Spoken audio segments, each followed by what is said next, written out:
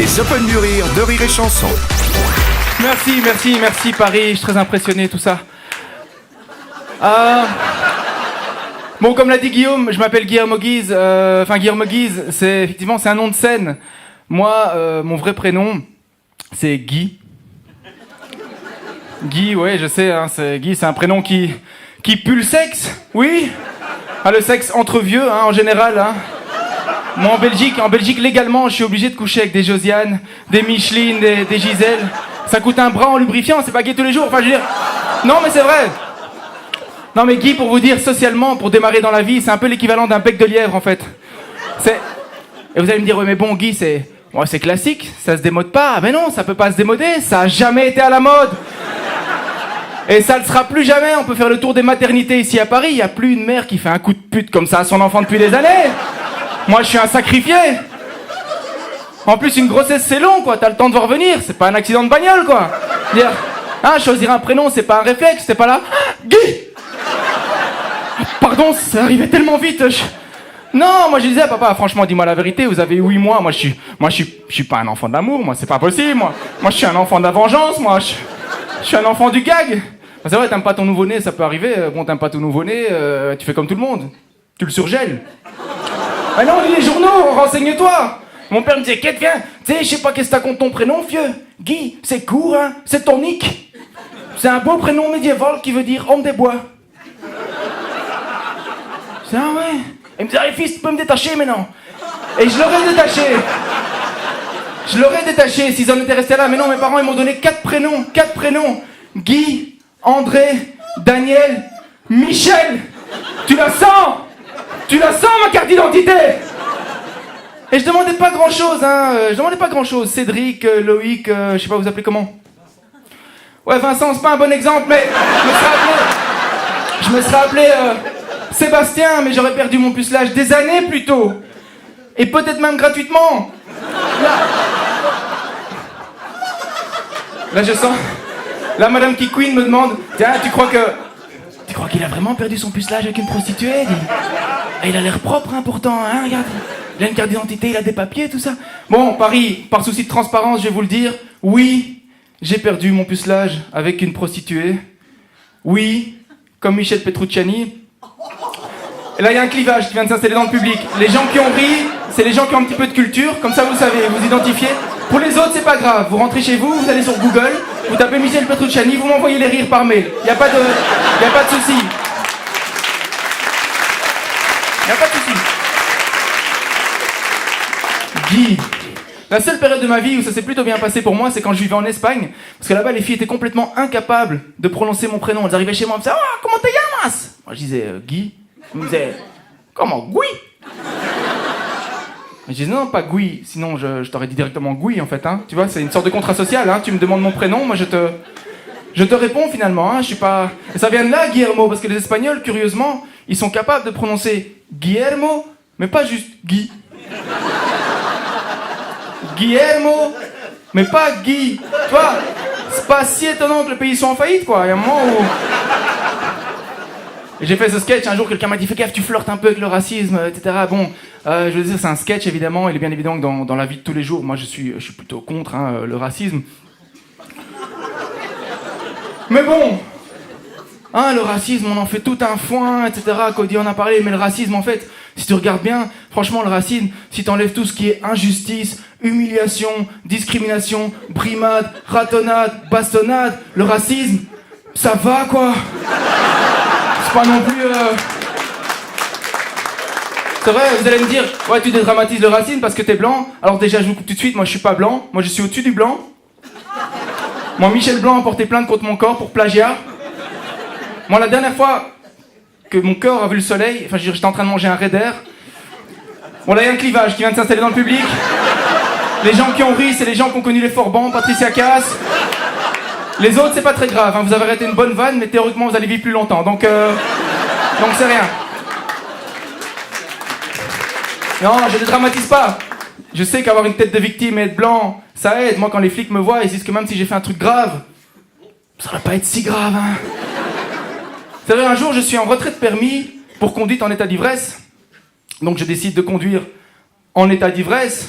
parce que j'ai une grande confiance en mon destin. Je roule, j'écris un texto. Je relève la tête et je vois barrage de flics. Je me dis contrôle de flics. Je me dis merde. Moi, je veux dire, je suis en retraite permis, je suis en récidive. Je vais aller en prison avec la tête que j'ai. Je vais pas tenir 2 jours. Je veux dire, faut savoir que je m'étais fait ce tatouage à l'époque. Ça en prison, ça veut dire c'est par ici que ça se passe. Pas plus de 3 à la fois, sauf si c'est vraiment important. Mais a priori, il y en aura pour tout le monde. Moi, je me dis, je vais sortir de prison, je serai tétraplégique, ça va être horrible, quoi. J'arrive, j'ouvre la fenêtre, le flic me dit « Vous venez d'où comme ça ?» Je dis « Ouais, j'étais en train de... » Il me dit « Vous avez bu ?» Et là, je lui sors cette réponse, dont je me rappelle aujourd'hui encore, avec un petit filet de sang dans les urines.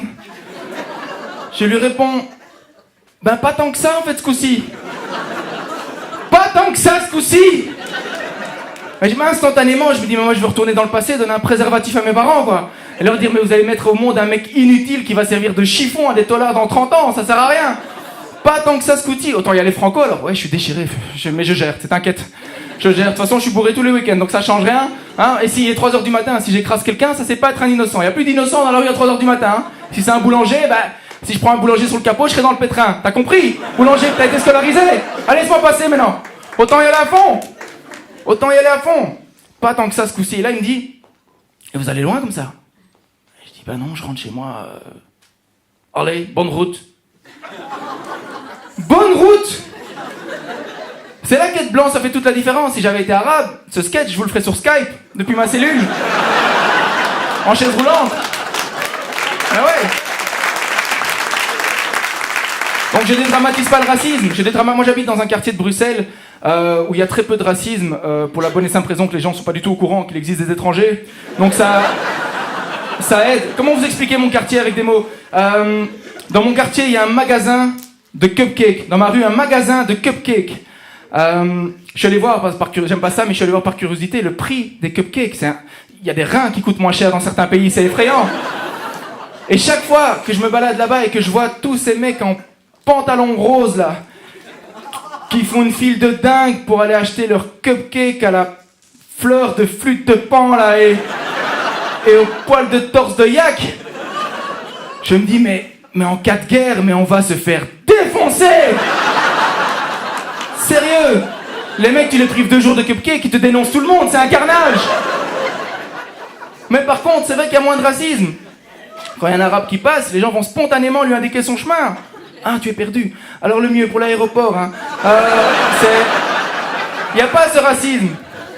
Évidemment, moi je viens d'un quartier qui est plus multiculturel, qui s'appelle Anderlecht, que vous connaissez peut-être parce que le PSG a battu Anderlecht. Je sais pas si ça vous dit quelque chose. Peu importe en fait. Non, je plaisante. Mais je sais pas si ça vous dit quelque chose. Anderlecht, comment vous dire? Anderlecht, dans mon quartier, il y a le siège social de confession intime.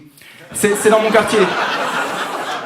Anderlecht, les vrais Anderlechtois, par exemple, ils sont essentiellement déficients mentaux ou handicapés d'une manière ou d'une autre. Eux, tu les reconnais facilement parce qu'ils ont toujours un maillot du Sporting d'Anderlecht sur eux, hein, avec en général un numéro 21 dans le dos, en hommage à la trisomie. Et c'est sympa. Et Anderlecht, c'est vrai. Et Anderlecht, on est à un autre niveau. Vous avez des hipsters. Anderlecht, on a des Anderlechtois, c'est un autre niveau. Je prends un tatouage, par exemple. Les gens se tatouent des trucs bizarres, Anderlecht. Anderlecht, t'as un fils qui s'appelle Jason. Tu mets Jason dans le cœur. Le cœur dans le tigre. Un tigre sur un dragon. Le dragon sur Johnny. Johnny sur une Harley Davidson. Tu es le patron, Anderlecht. Tout le monde veut le même. C'est comme ça. On a des cas sociaux. Je pense que vous n'aurez jamais conscience des cas sociaux qu'on peut avoir à Anderlecht. C'est un truc de malade. Et il y a une autre ville qui s'appelle Liège, en Belgique, que vous connaissez peut-être de nom. Comment vous expliquer? Et je vais vous expliquer Liège avec une anecdote. J'étais en soirée à Liège il n'y a pas si longtemps, et j'arrive, et bon, il y a des gens, etc. Et je remarque une fille qui est très jolie, elle est là, elle a des cheveux, c'est une fille, bref.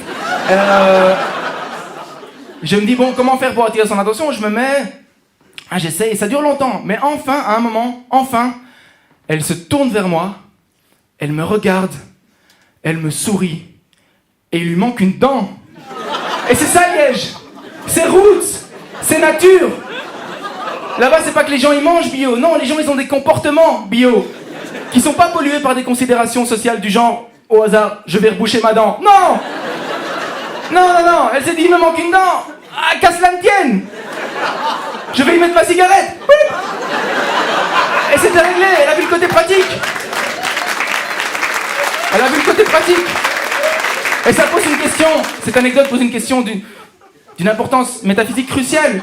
C'est vrai, est-ce que je pourrais sortir avec une fille à qui il manque une dent? Vraie question. Parce que bon, toi tu peux t'habituer à tout. Mais tu sais que tu vas devoir la présenter à tes potes. Et qu'ils auront toujours la même réaction. Tiens, elle est pas mal. Putain, il lui manque une dent! Et quoi que tu fasses dans ta vie, tu seras estampillé comme le mec qui est sorti avec la fille à qui il manque une dent. Tu peux gagner le Roland Garros, hein? Tu peux gagner le prix Nobel de chimie. Mais moi, bon, quand je sors avec une fille, j'ai envie de la complimenter, quoi. J'ai pas envie de trouver des excuses, hein. Elle a un gros nez, ta copine. Elle kiffe l'oxygène, qu'est-ce que tu veux que je te dise?